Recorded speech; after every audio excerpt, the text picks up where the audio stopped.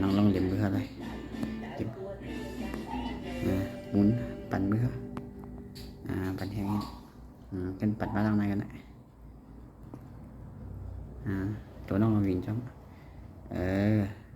นี่ก็ขึ้นเปลี่ยนมาถึงร้อยโอเคครับ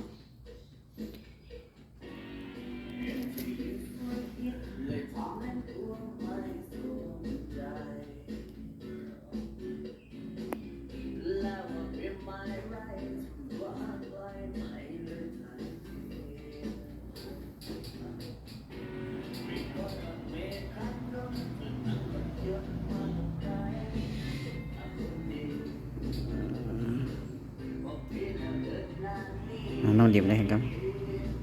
ปั่นมือปึ๊บขึ้นปั่นมาปึ๊บปั่นได้สุดๆเลย